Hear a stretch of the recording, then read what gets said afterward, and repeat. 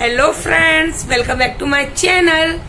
तो आज मैं अपने बच्चों को लेकर आई हूँ आपको ट्यूशन के टाइम पे मिलवाने के लिए कि मैं बच्चों को क्या करा रही हूँ, क्योंकि नए बच्चे भी आए हैं कुछ और सारे बच्चों को मुझे एक साथ मैनेज करना होता है। तो मैंने इनका टाइम थोड़ा चेंज कर दिया है कि जो बच्चे नए आए हैं उनको मैं थोड़ा सा आधा घंटा पहले बुला रही हूँ। इससे क्या होता है कि मुझे मैनेज करने में प्रॉब्लम नहीं होती।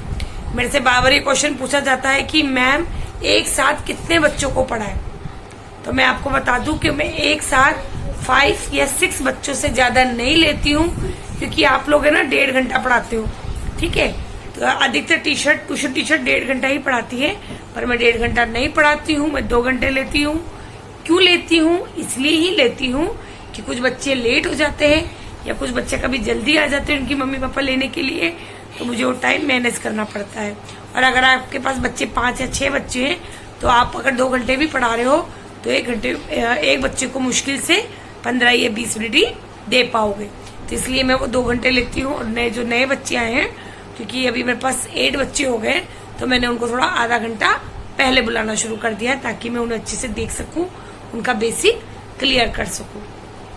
तो अगर आप भी नई ट्यूशन स्टार्ट कर रहे हैं या नया बच्चा आ रहा है तो थोड़ा टाइम का ध्यान रखिए और एक बार में 5 या 6 बच्चों से ज्यादा मत पढ़ाइए, क्योंकि आपसे मैनेज नहीं हो पाएगा। और अगर हो रहा है तो फिर देखिए कि आप बच्चों पे ध्यान दे पा रहे हैं नहीं पा रहे, प्रॉपर उनका पूरी गाइडेंस उनको मिल रही है नहीं मिल रही है, आप जो कह रहे चाहते हैं या जो पढ़ाना चाहते हैं वो उनको क्लियर हो रहा है या नहीं हो रहा है। क्योंकि कभी ये होता है कि हम एक बच्चे को तो खूब ज्यादा टाइम दे देते हैं, बच्चा बार बार पूछ रहा है, एक्टिव है। कुछ बच्चे ऐसे हैं जो ज्यादा बोलते नहीं है, वो चुपचाप बैठे रह जाते हैं और हम उन पर ज्यादा ध्यान नहीं दे पाते। तो आपको इस चीज का बहुत ध्यान रखना है कि हमें सारे बच्चों के ऊपर बराबर ध्यान देना है, क्योंकि बच्चा ट्यूशन पढ़ने जब भी आता है जब वो क्लास में उसको ज्यादा समझ में नहीं आ पा रहा है, घर पे पेरेंट्स ज्यादा ध्यान नहीं दे पा रहे, तभी वो ट्यूशन पढ़ने आ रहा है। अगर हम भी ऐसे ही करेंगे, टाइम पास कर देंगे, बच्चे को ढंग से नहीं पढ़ाएंगे, तो ट्यूशन पढ़ाने का या पढ़ने का कोई मतलब नहीं रह जाता, ठीक है। एक तो ये बात हुई। एक बात ये है कि मेरे पास ये एक क्वेश्चन आ रहा है कि मैम आप बोल रहे हैं कि बच्चों को बोल बोल कर लिखाइए, तो अगर 5-6 बच्चे होते तो मैनेज नहीं हो पाएगा कि हम सारे बच्चों को बोल बोल कर लिखाएं। तो नहीं, आपने जैसे बच्चों को एक को मैथ्स दे दिए तो बच्चा मैथ्स में जब तक सम कर रहा है, आपने 2 बच्चों को 3 को मैथ्स दे दो, और जिन बच्चों को आपको लिखवा कर बोलकर लिखवाना है उनको आप वाला काम करवा लीजिए, ठीक है। जब उनका वाला काम हो जाएगा तो आप है ना उन बच्चों को मैथ्स दे दीजिए, क्योंकि मैथ्स में बच्चे सम से, मल्टीपल से, मल्टीप्लाई है, डॉजिंग नंबर है, टेबल्स है ना, नंबर नेम से, तो ये तो बच्चे अपने आप करेगा। आपको इसके अंदर डिक्टेट करने की तो जरूरत है ही नहीं। डिक्टेट कहाँ जरूरत पड़ती है? जहाँ हिंदी में क्वेश्चन आंसर हो या इंग्लिश में हो या आपको कुछ समझाना हो, ठीक है। तो आप इसके लिए बच्चों को, अगर आपके पास 5-6 बच्चे तो आप 2 या 3 को मैथ्स दे दीजिए और 2-3 को आप डिक्टेट कर दीजिए। और जरूरी नहीं होता आप डेली डिक्टेट करिए। जैसे आपने कल कुछ लिखवाया उनको, फ्रूट्स नेम या क्वेश्चन आंसर, तो आज उसी को वापस रिपीट करने के लिए दे दीजिए। क्वेश्चन लिख दीजिए कि बेटा इसके आंसर लिखकर दिखाओ, आपको लर्न है या नहीं है, ठीक है। तो देखिए आज मैंने बच्चों को क्या क्या नया दिया है और मैं बच्चों को क्या क्या करवा रही हूँ। तो अभी मैं आपको सबसे पहले बता चुकी हूँ कि मैं आते ही सब बच्चों को पहले मैथ्स देती हूँ, ठीक है। मैथ्स में क्लियर कर देती हूँ सबको कि सब बच्चे मैथ्स कर रहे हैं। तब तक उनकी मैं सेकंड कॉपी तैयार कर लेती हूँ कि मुझे किसको क्या देना है, किसको क्या पढ़ाना है। तो अभी क्लास फर्स्ट का बच्चा है, वो मैथ्स में वर्क कर चुका है। तो आज मैंने उसको दिवाली पर एक निबंध लिखने को दिया है, क्योंकि दिवाली आ रही है। तो मैंने सोचा उसको माई सेल्फ पर 10 लाइन लर्न हो गई, उसको हमारा देश पर 10 लाइन लर्न हो चुकी है। तो आज मैंने दिवाली पर उसको निबंध दिया है 6 लाइन का कि मुझे लिख कर दिखाओ और लर्न कर कर दिखाओ। देखते हैं बच्चे क्या कर रहे हैं और कैसे कर रहे हैं। आप भी देखिए, आपको हेल्प मिले तो मुझे जरूर बताइएगा। तो देखिए मैंने इसको मैथ्स में आफ्टर और 4 का टेबल दिया है। क्लास फर्स्ट की न्यू बच्ची है, डेली में इसको नंबर नेम सिखा रही हूँ और डेली में आगे बढ़ती जा रही हूँ।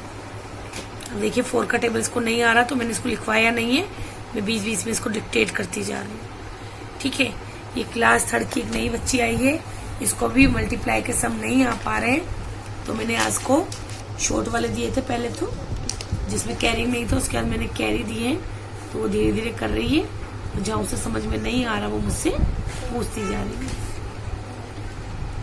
उसके बाद ये बच्चा है क्लास फर्स्ट का, ये पुराना बच्चा आप जानते हैं इसे, तो इसे मैं इसका वर्क कर लिया है कि उसे कैरी, बोरो, मल्टीप्लाई सब आता है इसे। 2 से 10 तक नंबर नेम्स आते हैं, वो 2 से 10 तक टेबल्स आती हैं, 1 से लेकर 150 तक 200 तक नंबर नेम आते हैं। तो आज मैंने इसको दीपावली पर निबंध दिया है। तो मैंने ये लिखने के लिए दिया है क्योंकि जब इसे लर्न हो जाएगा 6 लाइन तो ये अच्छे से लिख पाएगा। देखिए दिवाली पर मैंने इसे दिया है, दीपावली रोशनी का त्योहार है, इसे दीपों का त्योहार भी कहते हैं। इस दिन हम नए कपड़े पहनते हैं, रात को लक्ष्मी जी और गणेश जी की आरती की जाती है और पूजा के बाद बच्चे पटाखे जलाते हैं। ठीक है, तो बच्चों को भी आइडेंटिफाई होना चाहिए कि दिवाली आ रही है और दिवाली पे हम क्या क्या करते हैं। ये क्लास LKG की बच्ची है, ये भी पहले आती थी, इसे मैं आगे बढ़ गई हूँ नंबर नेम्स में 25। बेटा वाई नहीं लिखा है इसमें आपने कहीं भी, वाई लिखो। और ये बच्चा भी, ये HKG का बच्चा है जिसे UKG भी कहते हैं। इसे 21 से 30 तक नंबर नेम्स दिए मैंने, तो ये नंबर नेम्स लिख रहा है। राइटिंग अच्छी करो।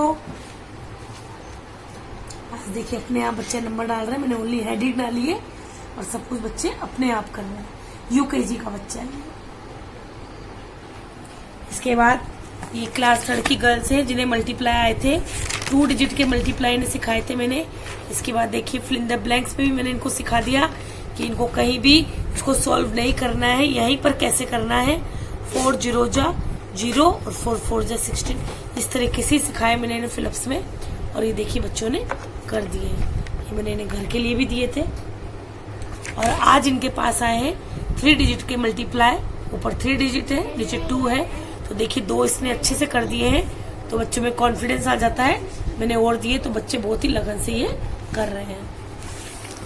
ये भी क्लास 3 की बच्ची है, इसे थोड़ी प्रॉब्लम आ रही है लेकिन धीरे धीरे सीख जाएगी। 2 डिजिट के इसको आ गए हैं लेकिन 3 में थोड़ी प्रॉब्लम आ रही है, तो ये भी सब कर रही है। ध्यान से करो बेटा। सबकी कॉपीज दिखाई है कि मैं सबको कैसे वर्क करा रही हूँ। एक भी बच्चा फ्री नहीं बैठा हुआ है क्योंकि मैंने जब आधा घंटा पहले बच्चों को बुलाया है, उन बच्चों की कॉपीज तैयार कर दी थी मैंने जब तक वो वर्क कर रहे थे दोनों। उसके बाद है ना, जब दूसरे बच्चे आते हैं तो बच्चा वर्क कर रहा है और दूसरे बच्चों की मैंने फटाफट मैथ्स में मुझे क्या देना है, मैं पूरा प्रॉपर ध्यान रखती हूँ इस चीज का कि मुझे इनको आज क्या कराना है।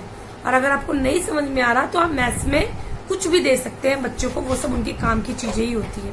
ठीक है, आप असेंडिंग, डिसेंडिंग, साइन आते हैं, आफ्टर है, बिफोर है, बिटवीन है, काउंटिंग है, रिवर्स काउंटिंग है, नंबर नेम्स है, बहुत सारी चीजें हैं, शेप्स है, वो सब उनको आते ही दे दीजिए। जब तक वो बच्चा वर्क करेगा तब तक आप दूसरी कॉपी पकड़ा देना।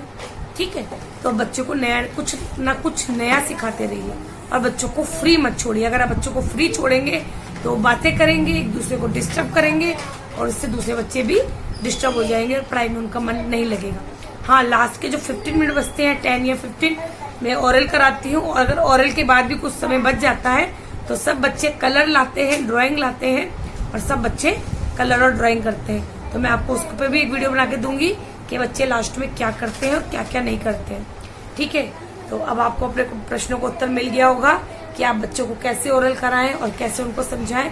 आई होप आपको वीडियो अच्छी लगेगी और आपके बहुत काम की होगी। वीडियो अच्छी लगे तो प्लीज वीडियो को लाइक करें, शेयर करें एंड चैनल को सब्सक्राइब करें। Okay then, thank you, bye.